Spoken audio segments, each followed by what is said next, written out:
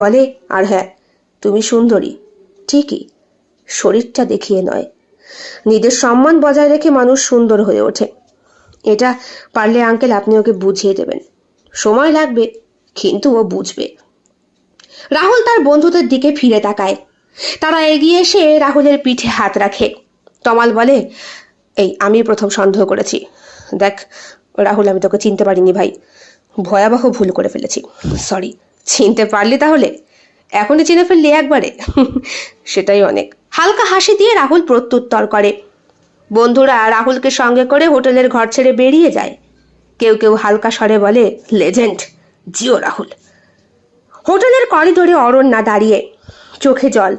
আশুতোষবাবু গাড়ির দিকে এগিয়ে যেতে যেতে বললেন, গাড়িতে উঠে পড়ো, আজ থেকে তোমার সমস্ত স্বাধীনতা শেষ। তোকে এতটা ছাড় দিয়েছিলাম বলেই আজ নিজেকে ঘৃণা করছে।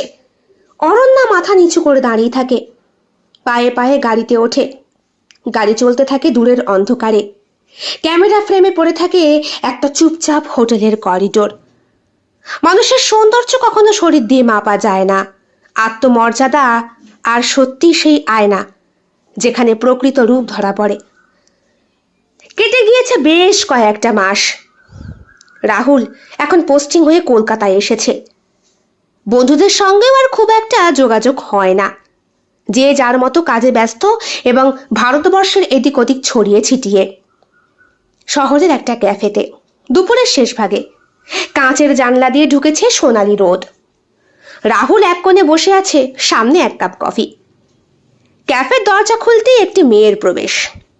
গোলাপি শাড়ি, কপালে ছোট্ট টিপ, চোখে মুখে আশ্চর্য রকম শান্ত হাসি।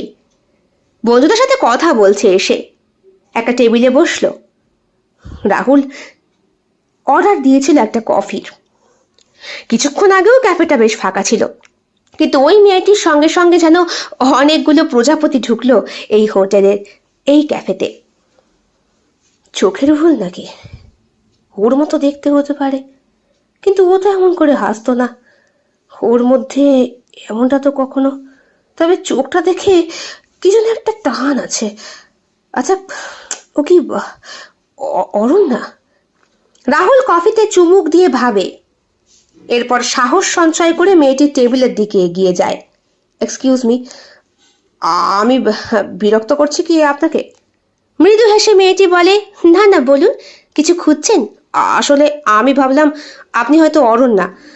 আমার এক বন্ধু, মানে অনেকটা আপনার মতোই। আমি কি ভুল বললাম? মানে সরি। অরণ্যা বললেন?